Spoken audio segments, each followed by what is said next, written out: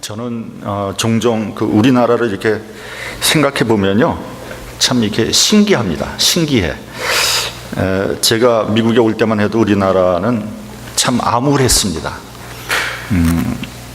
여러 가지 면에서 삼류 국가도 되지 못했던 것 같아요. 그 당시에 정치적으로는 독재 정권으로 인해서 국민들은 숨도 제대로 쉬지 못했고요. 박정희 대통령이 암살을 당하고 난 다음에 이제는 좀 자유로운 나라가 될 수 있지 않을까 생각을 했는데, 그보다 더 지독한 독재 전두환 정권이 들어섰습니다. 경제적으로도 참 힘들었어요. 그 당시 우리나라에서 수출할 수 있었던 건 대부분 1차 산업, 농수산품이 대부분이었고요. 공산품이라고 해봐야 가발과 자파, 그리고 장난감, 또 섬유나 봉제 제품, 그것이 다였습니다. 하여간 돈이 되는 것은 죄다 해외에다 다 내다 팔았습니다. 공장에서는 먼지를 뒤집어 쓰고 어린 여공들이 하루에 10몇 시간씩 일을 했습니다. 제가 학교 졸업하고 난 다음에 이제 취직을 해서 공장 견학, 실습 이런 걸 시키더라고요. 하루 가서 그 여공들하고 같이 한번 일을 해봤어요. 8시간 일을 했는데 죽을 뻔했어요. 왜 그러냐면 단순 작업을 8시간을 계속 하는데 이 한쪽 팔이 막 떨어져 나갈 것 같은 것이 너무 힘들었습니다. 그때 제가 그 공장에서 일하는 그 어린 여성들을 다시 봤어요. 어쩌면 대한민국을 이끌고 가는 사람들이 똑똑하고 유명한 정치가나 지식인이 아니라 말없이 공장에서 일하고 있는 저 여공들일지도 모른다는 생각을 했습니다. 서울에서 조금 나가면 변두리에 가면요, 판자촌이 다닥다닥 붙어 있었고요. 거기에서는 막 시궁창 냄새가 진동을 했습니다. 정말 먹고 살기 힘들었고요. 참 가난했던, 그러나 어찌 생각해 보면 그래도 정은 있었던 그런 시절이었다, 이런 회고를 해봅니다. 제가 1981년도 미국에 이민을 왔는데요, 그때 코리아라고 하면은 아는 사람 별로 없었습니다. 어디 아시아 저기 변두리에 있는 조그만 나라, 뭐 이 정도 알고 있는 거죠. 어디에 붙어 있는지도 모르는 거예요. 뭐 지금 우리가 아프리카에 있는 뭐 시원치 않은 나라 뭐 어디에 붙어 있는지 알기나 합니까? 뭐 그와 비슷한 거죠. 한 번은 뭐 코리아가 차이나나 재팬의 일부가 아니냐, 뭐 이렇게 얘기하는 사람 들었어요. 그래서 제가 잘 못하는 영어를 가지고 그거 아니라고 또 얘기하는데 진땀을 뺀 적도 있습니다. 그렇게 하면서 한 20년 정도 지났는데 어느새 대한민국은 눈부시게 발전해서 경제 세계 강국 대열에 들어가게 되었고요. 언제부턴지 우리들을 미국 똥포라고 부르더라고요. 한국에서 조국을 버리고 미국으로 도망간 사람들이다, 이렇게 낮게 부르기 시작을 했습니다. 저와 제 처는 그 20년을 뭐라고 부르냐면 잃어버린 20년이다, 그렇게 부릅니다. 그동안 한국에서 무슨 일이 일어났는지 모릅니다. 어떻게 한국이 그렇게 됐는지 잘 모르겠어요. 우리는 미국에서 아이들 공부시키느라고 정말 눈꽃을 새 없이 바쁘게 사는 거예요. 어떻게 세상이 돌아가는지도 모르게 그렇게 살고 있었는데 어느새 한국에 있는 저희 친구들은 벌써 제 앞에 멀리 가고 있더라고요. 문화적으로도 눈부시게 발전해서 우리는 세상 물정 모르는 촌뜨기가 되고 말았습니다. 근데 그러던 어느 날 한국이 뭐 IMF다 뭐다, 경제가 부도나게 생겼다고 하면서 금부치를 모으고 난리가 났었죠. 그때 미국에서 돈을 좀 가지고 있었던 사람들은 달러를 가지고 한국에 가서 뭐 건물이나 사업체를 헐값으로 살 수 있었습니다. 한국 정부는 미국 동포들에게 애국심을 발휘해서 조국에 좀 투자를 해달라고 호소를 했어요. 그때 우리 미국에 살고 있는 동포들의 몸값이 좀 많이 올라갔습니다. 우리나라는 IMF 위기를 잘 극복했고요. 조금 정체된 느낌은 있지만 이렇게 어려운 세계 경제 속에서도 그런대로 잘 버텨나가고 있습니다. 그러다가 얼마 전에는 뭐 탄핵이다 뭐다 정치적으로 엄청난 태풍이 불면서 새로운 정권이 들어섰습니다. 이런 우리나라의 현대사를 이렇게 가만히 되돌아보면요, 롤러코스터처럼 막 업앤다운이 굉장히 심한 거예요. 전 세계에서 우리나라 같은 나라는, 우리나라 같이 역동적인 나라는 없는 것 같아요, 정말. 그래서 다이내믹 코리아라고 그렇게 얘기하지 않습니까? 우리 이민자도 마찬가지인 것 같아요. 돈 한 푼 없이 미국에 이민을 왔어요.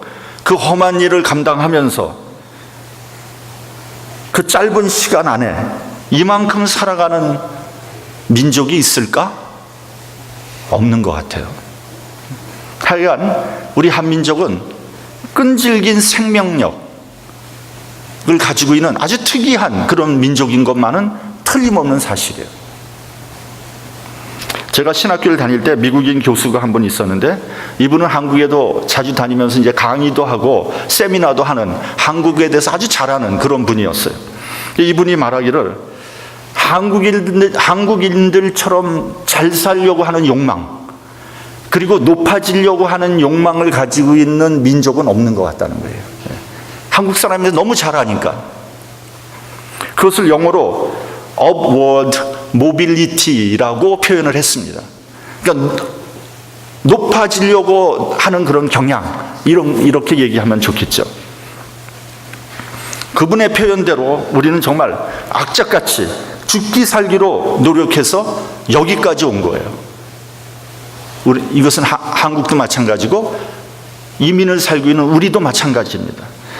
그런데 지금쯤 한번 우리의 삶을 진솔하게 되돌아보고 정리할 필요가 있다, 이렇게 생각을 합니다. 여러분, 우리는 그렇게 열심히 어디를 향하여 뛰어간 것일까요? 우리가 궁극적으로 추구하는 것은 도대체 뭘까요? 우리의 목표는 무엇일까요? 우리가 그 고생과 역경을 견디며 여기까지 온 그 원동력은 무엇일까요? 배고프고 헐벗고 가난에 찌들려서 한번 잘 살아보고 싶어서일까요? 배우지 못하고 무시당한 것이 한이 맺혀서 출세를 한번 하고 싶은 것일까요? 약소민족으로 여기저기 억압을 당하고 탄압받은 것이 서러워서 강한 나라가 한번 되어보고 싶은 것일까요? 어쨌든 그동안 정말 노력해서 우리나라는 정치 경제적으로 혹은 군사적으로 세계에서 12에서 15위권에 무시할 수 없는 그런 나라가 되어 있는 거예요. 아마 단군 이래로 우리나라가 이렇게 강해 본 적은 없었던 것 같아요. 그래서 그런지 잘 사는 사람들은 정말 잘 살더라고요. 해외에 나가서 고가의 명품 거침없이 삽니다.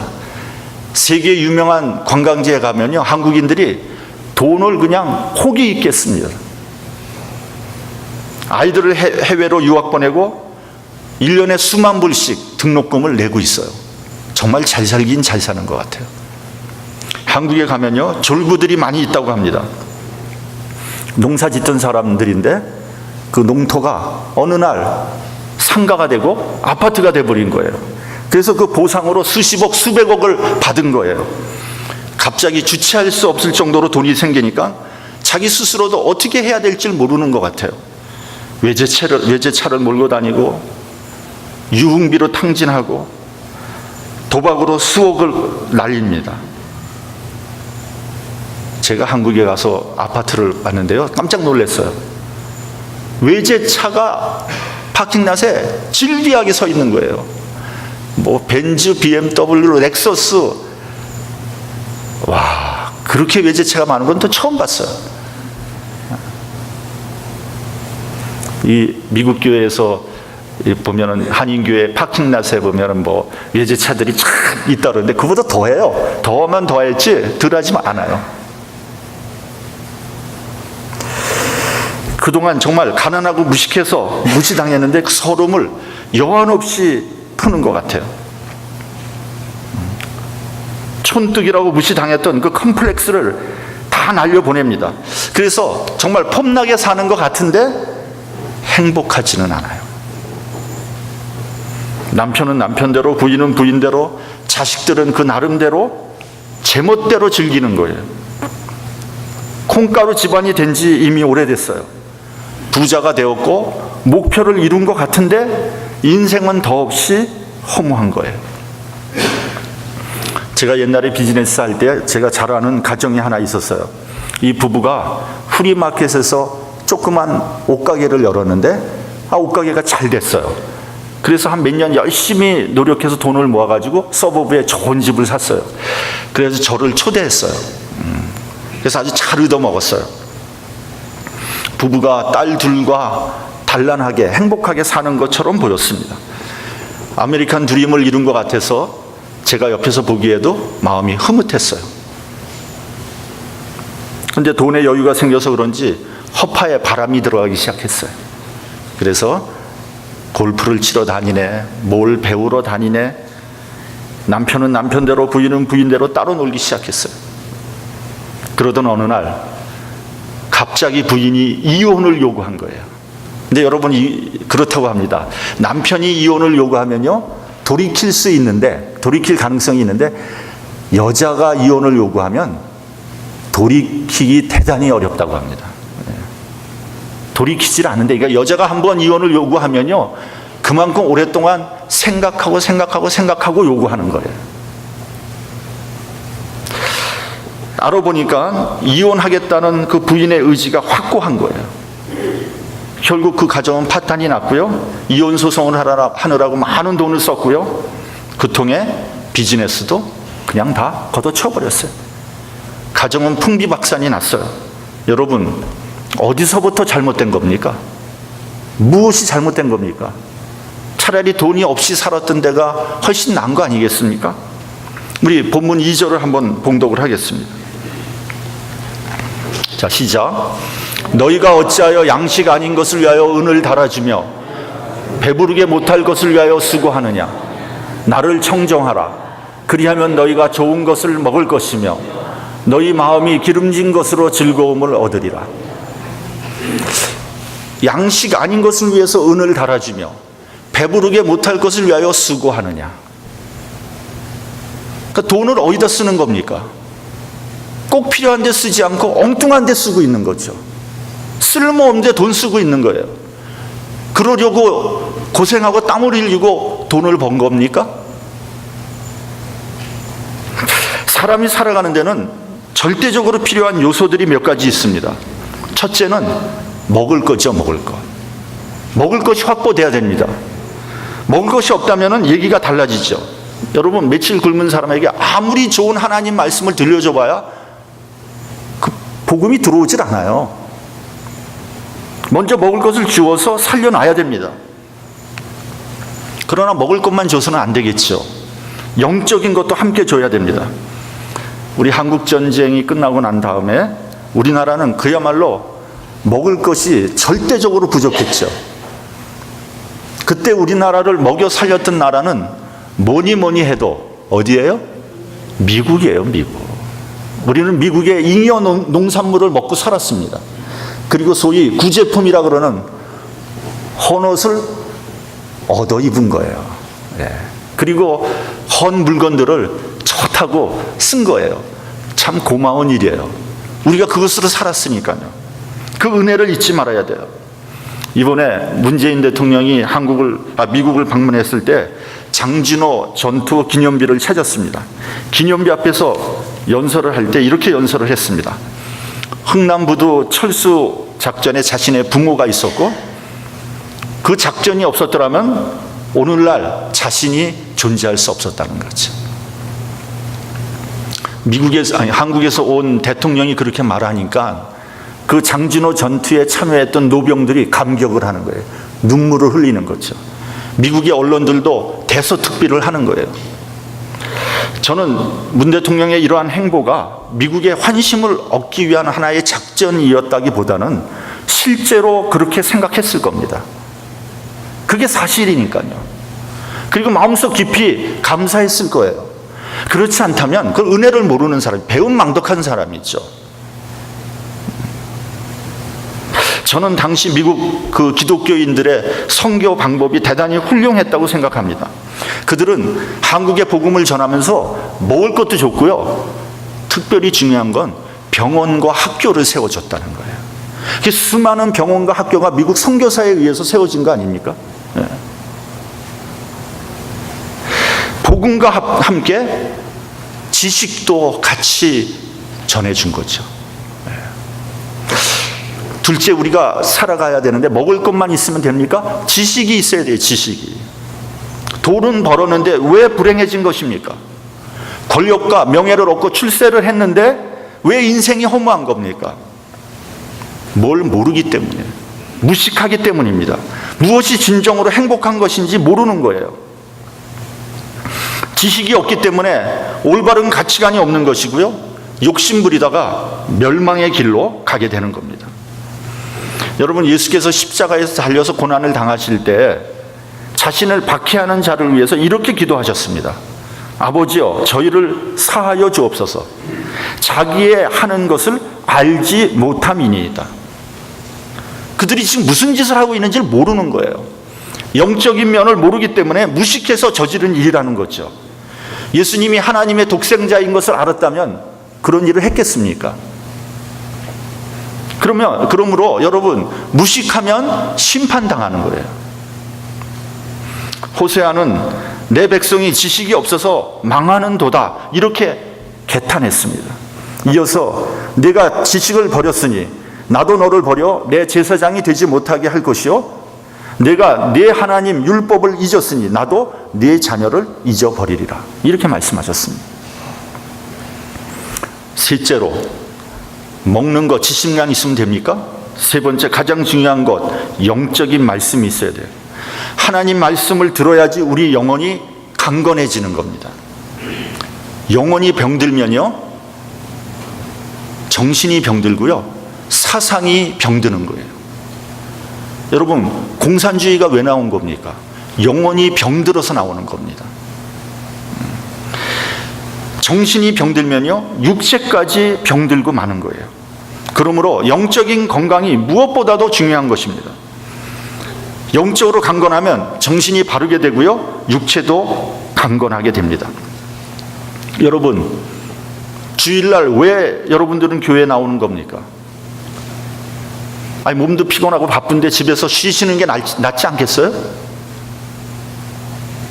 모처럼 주일인데 푸른 초장에 나가서 골프 치는 것이 정신적으로 더 건강한 거 아닙니까?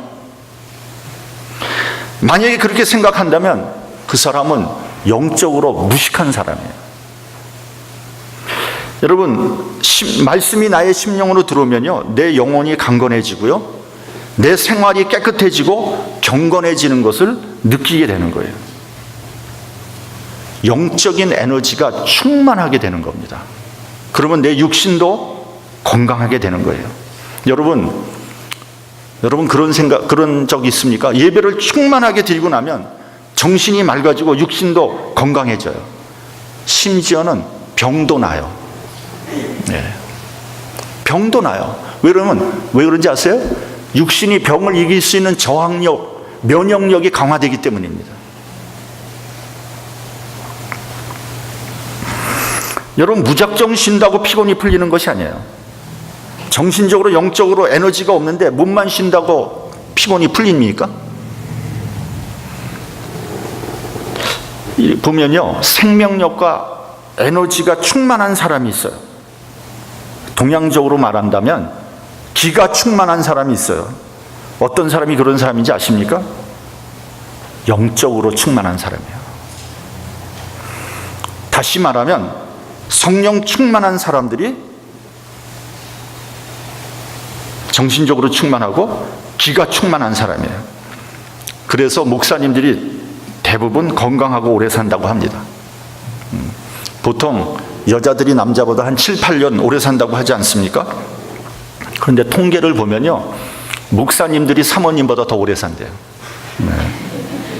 왜냐하면 목사님들은 늘 뭐 좋으나 싫으나 말씀을 해야 하니까 영적으로 충만해지고 그게 다시 건강으로 연결이 된다는 거죠. 그런데 사모님들은 여기저기서 시달리다 보니까 영적으로 정신적으로 약해지고요, 육신적으로 약해져서 일찍 돌아가신다는 거예요. 근데 사모가 죽고 나면 또 목사님은 또 1년 내에 또 새 장가를 또 드네.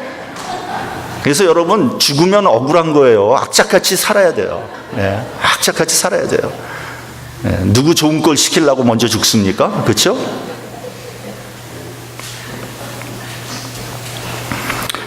사람이 기가 죽고 에너지가 바닥을 칠 때가 있어요. 네. 매사에 의욕이 없고 우울증에 빠질 때가 있어요. 여러분, 그때가 언제인지 아세요? 매사에 의욕이 없어. 수치심을 느낄 때 그렇다는 거예요. 수치심. 부끄러움을 느끼고 양심의 가책을 느낄 때 사람이 기가 다 빠지는 거예요. 그 육체적으로 저항력이 약해지고요, 병에 대해서도 무방비 상태가 되는 거예요. 그러니까 생명력이 바닥을 기게 되는 거죠. 무기력증에 빠지는 거예요. 반대로 우리의 저항력이 강해지고 면역력이 높아지고 기가 충만해지고 영적으로 충만해지는 것 언제입니까? 은혜 안에 살 때, 기쁨으로 살 때, 은혜가 넘칠 때 그렇게 된다는 거예요. 여러분, 어떻게 사시겠어요? 양심의 가책을 가지고 죄 속에 사시겠어요? 아니면 하나님 앞에 나와서 말씀의 은혜 받고 충만하게 사시겠어요? 뭐 제가 확실히 뭐 이렇게 연구는 안 해봤지만 한 10년은 더 오래 살 것 같아. 10년 더 오래 살 것 같아요. 여러분, 여성들은 예뻐지기 위해서 노력을 많이 해요. 화장품도 비싼 거 쓰고요. 어떤 집사는요, 화장품 하는데 크림을 쓰는데 300불짜리 쓴다 그러더라고요. 세상에. 그래서 아니 300불짜리 크림은 도대체 뭐냐? 그 안에 금가루가 들었더니,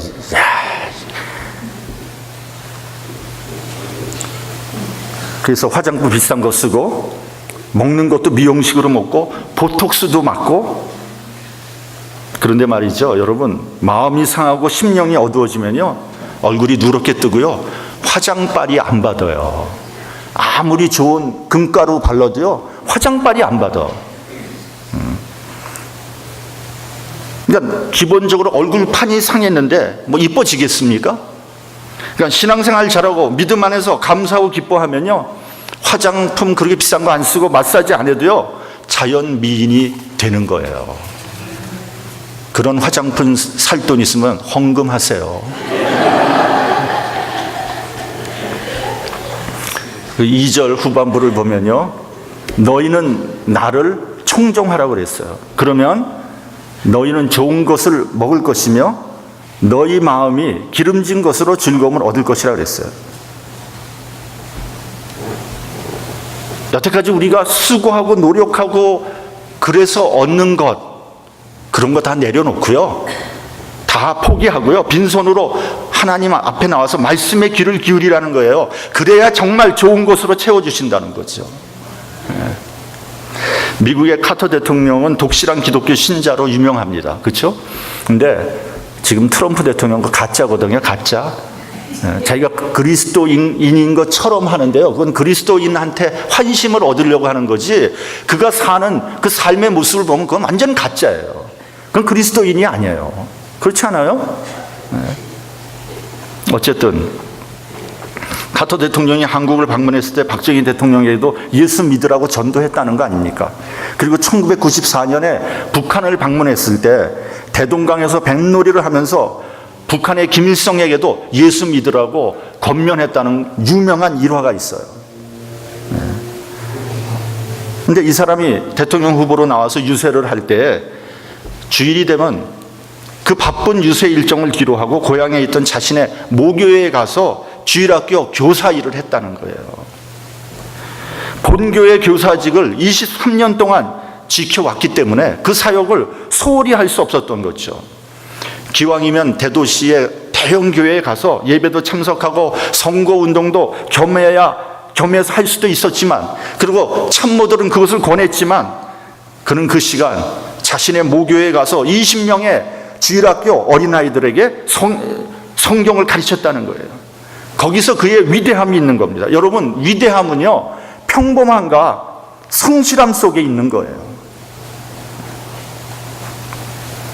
그가 어린아이를 가르치는 동안 기자들이 무려 100여 명이 몰려와서 사진 찍고 난리를 쳤다는 거예요.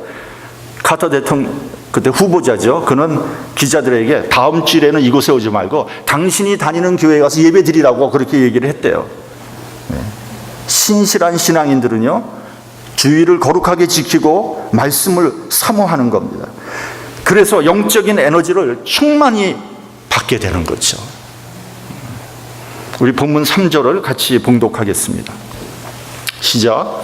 너희는 귀를 기울이고 내게 나와 들으라. 그리하면 너희 영혼이 살리라. 내가 너희에게 영원한 언약을 세우리니 곧 다윗에게 허락한 확실한 은혜니라. 하나님 말씀을 듣는 사람은 영원히 살아날 것이라고 했습니다. 그리고 너희와 영원한 언약을 세우게 될 텐데 그것이 곧 확실한 은혜라고 했습니다. 여러분, 말씀을 듣는 사람에게는, 말씀을 잘 들어요, 그 사람들에게는 확실한 은혜가 있는 거예요. 여러분, 이 세상에서 확실한 거 있습니까? 여러분, 확실한 거 있어요? 이 세상에? 불행히도 이 세상에는 확실한 게 없습니다. 우리가 종종 약속을 해요.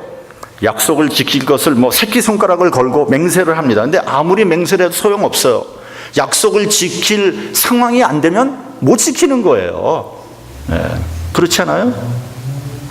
마태복음 5장 34절에 36절을 보면 나는 너희에게 이르노니 도무지 맹세하지 말지니 하늘로도 말라. 이는 하나님의 보좌이며 땅으로도 말라. 이는 하나님의 발등상이며 예루살렘으로도 말라. 이는 큰 임금의 성이며 내 머리로도 말라. 이는 내가 한 터럭도 희고 검게 할 수 없느니라. 오직 확실한 것은 하나님의 언약뿐입니다. 근데 문제는 말이죠, 우리가 이런 확실한 언약 속에 들어와 있는가 하는 겁니다. 먼저 내가 하나님 말씀에 귀를 기울여야 돼요. 말씀으로 내 영혼이 살아야 됩니다. 말씀에 심취해야 되고요, 말씀이 꿀송이처럼 달아야 돼요. 여러분, 그리스도인이란 것은 다른 거 아무것도 없습니다. 말씀과 성령에 이끌려 사는 사람이 그리스도인이에요. 주께서 주신 말씀과 성령의 감동, 그리고 성령의 역사에 따라 사는 사람이 그리스도인이에요. 여러분, 이거 잘 들어야 돼요. 말씀이 나를 주관하게 해야 합니다. 내가 예수를 믿고 내가 주의 사역을 하는 게 아니에요. 여러분, 그분이 나로 믿게 하시고 그분이 나를 인도하는 거예요. 나는 교회 나가기 싫어요. 주의 사역하기 싫어요. 그러나 하나님 말씀이 나를 주관하는 거예요. 나를 사로잡는 거예요. 나를 하나님 사람으로 만들어 가는 거예요. 그것을 뭐라 그러냐면 하나님의 강권하시는 역사라 그러는 거예요. 사도 바울은 고린도전서 9장 16절에서요, 내가 복음을 전하지 않으면 내게 화가 있을 것이다. 그래서 복음을 어떻게 전한다 그랬어요? 그래서 복음을 부득불 전한다 그랬어요. 부득불. 아니, 전하고 싶지 않을 때도 있고 전하고 싶을 때도 있잖아요. 근데 부득불, 안전할 수가 없는 거예요. 왜요? 내가 말씀에 사로잡혀 있기 때문에, 성령의 역사에 내가 맡겨져 있기 때문에 그런 거예요. 이런 상태가 언약 안에 들어와 있는 상태예요. 확실한 은혜입니다. 사랑하는 성도 여러분, 우리는 지금 무엇을 얻기 위하여 노력하고 있습니까? 무슨 목적을 이루기 위해서 밤낮 없이 뛰고 또 뛰고 있습니까? 그 모든 것들이 혹시 헛된 것 아닙니까? 그런 헛된 것을 위해서 내 인생의 소중한 시간을 소진하고 있지 않습니까? 하나님 말씀을 청종하시기 바랍니다. 나의 영혼을 살리시는 은혜의 말씀에 사로잡히시기 바랍니다. 그럴 때만이 내 영혼이 살아나고 하나님께서 나를 들어 쓰실 수 있게 되는 거예요. 그것만이 확실한 은혜입니다. 그럴 때 내 영적인 에너지가, 내 정신적인 에너지가 충만해지는 거예요. 하나님의 확실한 은혜를 받고요, 하나님의 영광을 위해서 쓰임받는 저와 여러분이 되시기를 주님의 이름으로 축원합니다. 기도하겠습니다.